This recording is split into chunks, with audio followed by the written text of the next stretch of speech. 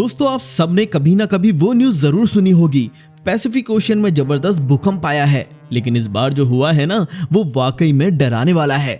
मैं मजाक नहीं कर रहा। 8.8 मैग्नीट्यूड का मैसिव अंडर सी अर्थक्वेक आया है पैसिफिक ओशन में, और इसने जापान और एशिया दोनों को हिला कर रख दिया है। और जब इस तरह का भूकंप समंदर के नीचे आता है तो हम सबको पता है उसके बाद क्या आता है, सुनामी। अब आप सोच रहे होंगे कि क्या वाकई में इतना बड़ा खतरा है? तो चलिए आज इस पूरे मामले को हम एकदम डिटेल में समझते हैं। सबसे पहले तो आपको लेकर चलते हैं एक मैप पर, जहां ये तबाही शुरू हुई। रशिया का एक इलाका है कामचटका पेनिनसुला, एकदम फार ईस्ट में, जहां से करीब 300 किलोमीटर दूर समुद्र के नीचे ये भूकंप आया। और ये इलाका वैसे भी जाना जाता है अपनी भूगर्भीय संक्रियता, सेस्मिक एक्टिविटी के लिए। इस रीजन को हम रिंग ऑफ फायर का हिस्सा मानते हैं, वो जोन जहां सबसे ज्यादा भूकंप और ज्वालामुखी होते हैं। अब एक नाम याद रखिए, कुल्ले कामचटका ट्रेंच। ये वही सबडक्शन जोन है जहां पर पैसिफिक प्लेट नीचे जा रही है और ओखोट्स प्लेट उसके ऊपर है। जब ये प्लेट्स आपस में भिड़ती है तो वहां से एनर्जी निकलती है और यही एनर्जी बनती है एक मेगा थ्रस्ट अर्थक्वेक। तो ये जो भूकंप हुआ है, इसका एपिसेंटर जमीन से बस 25 से 30 किलोमीटर नीचे था। और आप सबको पता है, जितना ज्यादा शैलो भूकंप होता है उतना ही ज्यादा डेंजरस होता है, क्योंकि एनर्जी सतह तक तेजी से पहुंचती है और फिर सुनामी वेव्स बनने लगती है। और यही हुआ, सुनामी वेव्स ने रशिया और जापान के कोस्ट को टक्कर मारी। रशिया के कुरिल आइलैंड और कामचटका रीजन में 3 से 4 मीटर तक ऊंची लहरें दर्ज की गई। अब ये कोई 2011 जैसी तबाही नहीं थी, लेकिन खतरा कम भी नहीं था। कई इलाकों में फ्लडिंग, इंफ्रास्ट्रक्चर डैमेज और इवैक्यूएशन करनी पड़ी। पावर कट्स, कम्युनिकेशन ब्रेकडाउन, ये सब नॉर्मल हो गया था। जापान में भी असर दिखा, हालांकि वहां उतनी भारी लहरें नहीं आई, बस करीब 30 सेंटीमीटर की वेव्स आई। लेकिन इसके बावजूद जापान ने कोई रिस्क नहीं लिया। ट्रेन सर्विसेज रोक दी गई, न्यूक्लियर प्लांट्स होल्ड पर डाल दिए गए और कोस्टल इलाकों में इवैक्यूएशन ड्रिल्स चालू हो गई। यहाँ पर एक चीज और इंटरेस्टिंग है, ये जो कुरिल आइलैंड है ना, जहाँ पर सुनामी सबसे पहले हिट हुई, वो रशिया और जापान के बीच में डिस्प्यूटेड टेरिटरी है। जी हाँ, द्वितीय विश्व युद्ध के बाद से जापान कहता है कि ये उनके हैं, लेकिन रशिया ने उन्हें टेक ओवर कर लिया है और आज भी कंट्रोल वहीं का है। यानी जहाँ पर सबसे पहले सुनामी आई, वहां पर पहले से ही दोनों देशों के बीच तनाव है और अब नेचर ने वहां और हिलाकर रख दिया। तो दोस्तों, अब आते हैं असली सवाल पर, क्या ये भूकंप वैसा ही है जैसे 2011 में जापान में आया था? चलिए इसे थोड़ा डिटेल में समझते हैं, क्योंकि कंपैरिजन जरूरी है। 2011 में जो मैग्नीट्यूड आया था 9.1 और इसने 40 मीटर तक की सुनामी वेव्स पैदा की थी। सोचिए, 13 से 14 मंजिल ऊंची पानी की दीवार आपके शहर की तरफ बढ़ रही हो, कितना खौफनाक होगा। और सिर्फ इतना ही नहीं, उस वेव ने फुकुशिमा न्यूक्लियर प्लांट को भी डैमेज कर दिया था, जिससे दुनिया का एक बड़ा न्यूक्लियर डिजास्टर हुआ। अब जो 2025 में आया है, इसका मैग्नीट्यूड था 8.8। सुनने में 9.1 और 8.8 में बहुत फर्क नहीं लगता, लेकिन साइज्मिक एनर्जी के हिसाब से ये बहुत बड़ा डिफरेंस है। रिक्टर स्केल लॉगरिथमिक होता है, यानी 9.1 और 8.8 के बीच का फर्क 3 गुना एनर्जी का हो सकता है। लेकिन इसका मतलब ये नहीं कि 8.8 छोटा है, ये भी एक मेगा थ्रस्ट अर्थक्वेक है और 2011 के बाद से अब तक का सबसे बड़ा अंडरसी भूकंप है। अब सुनामी की बात करें तो रशिया के कुछ इलाकों में 3 से 4 मीटर ऊंची लहरें आई, जो कि डेंजरस तो है, लेकिन 2011 जितनी विनाशकारी नहीं।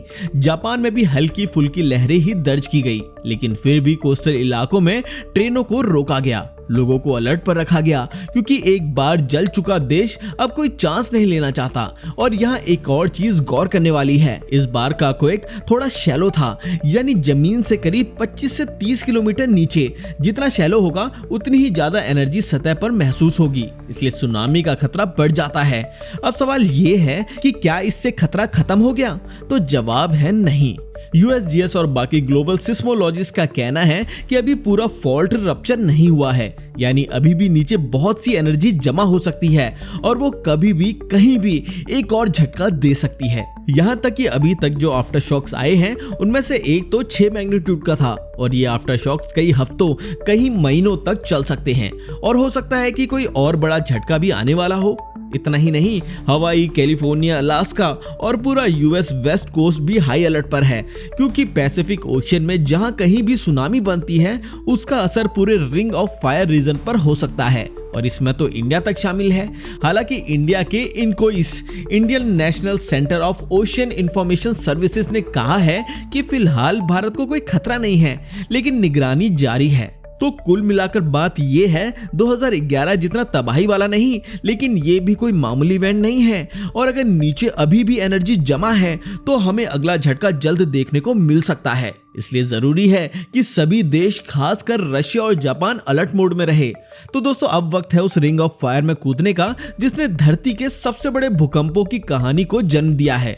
नाम से ही डर लग रहा होगा ना, और लगना भी चाहिए क्योंकि ये कोई फैंटेसी मूवी का टाइटल नहीं है, ये एक जियोफिजिकल रियलिटी है। दुनिया का सबसे खतरनाक भूकंपीय zone Pacific ring of fire. अब आप सोचो, अगर धरती एक इंसान होती तो ये उसका दिल नहीं बल्कि उसका गुस्से वाला हिस्सा होता, वो हिस्सा जो अक्सर लावा उगलता है, जमीन हिलाता है और सुनामी भेजता है। रिंग ऑफ फायर असल में एक हार्ट शेप घोड़े की नाल जैसा रीजन है जो पूरे पैसिफिक ओशियन के चारों तरफ फैला हुआ है।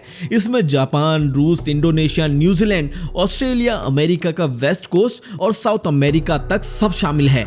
इस रीजन के नीचे धरती की प्लेट्स आपस में भिड़ रही है, रगड़ खा रही है, एक दूसरे के नीचे घुस रही है और जब प्लेट्स टकराती है तो होता है सबडक्शन, यानी एक प्लेट दूसरी के नीचे धंस जाती है और जैसे ही ये धसाव होता है वहां एक जबरदस्त टेंशन क्रिएट होता है जो जब टूटता है तो दुनिया को हिलाकर रख देता है। उसी टेंशन का नाम है भूकंप। अब इसी रिंग ऑफ फायर ने दिया है हमें 2011 का जापान वाला क्वेक, 2004 का इंडियन ओशन वाली सुनामी और अब 2025 का ये नया राक्षसी झटका।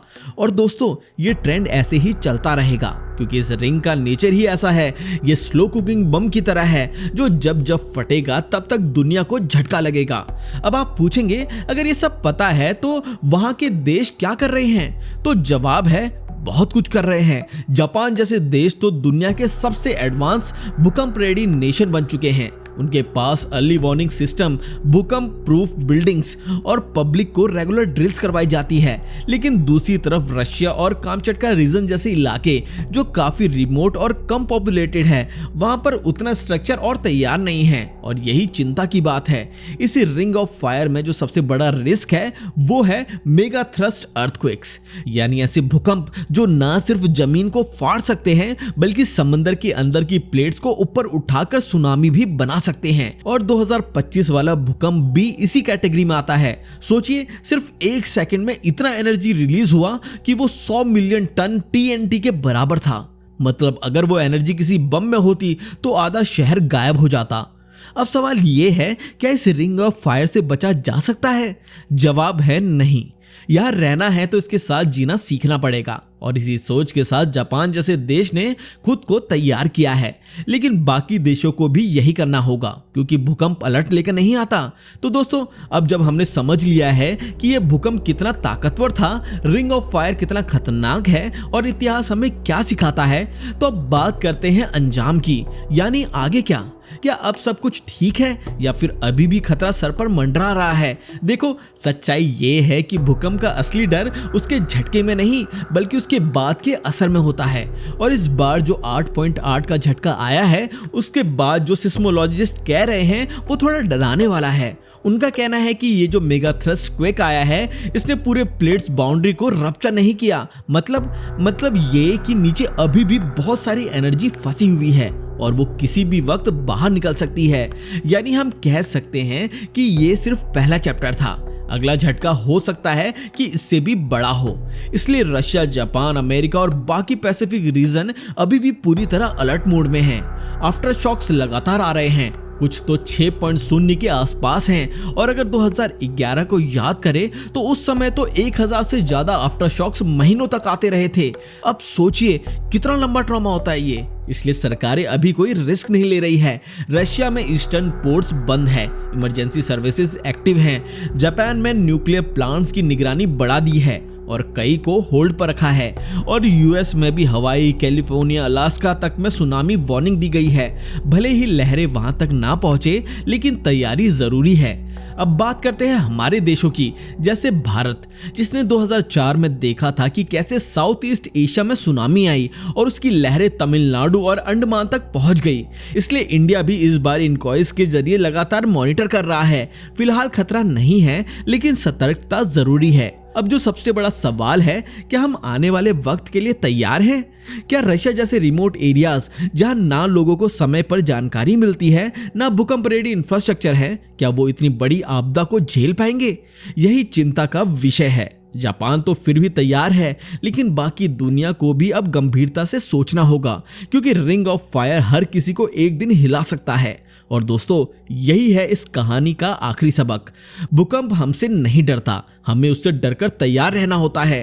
Technology, alert system, education, evacuation, ये सब मिलाकर ही किसी डिजास्टर को कम कर सकते हैं, वरना एक झटका और सब कुछ खत्म। तो दोस्तों, यही था आज का पूरा अपडेट। एक भूकंप जिसकी गूंज सिर्फ जमीन पर नहीं, सोच में भी महसूस हुई।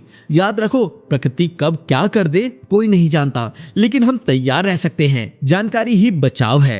तो दोस्तों, आप इस बारे में क्या सोचते हैं, हमें कमेंट करके जरूर बताएं। अगर आज की ये वीडियो पसंद आई तो उसको लाइक और हमारे चैनल को सब्सक्राइब करना बिल्कुल ना भूलें। तो मिलते हैं अगली वीडियो में।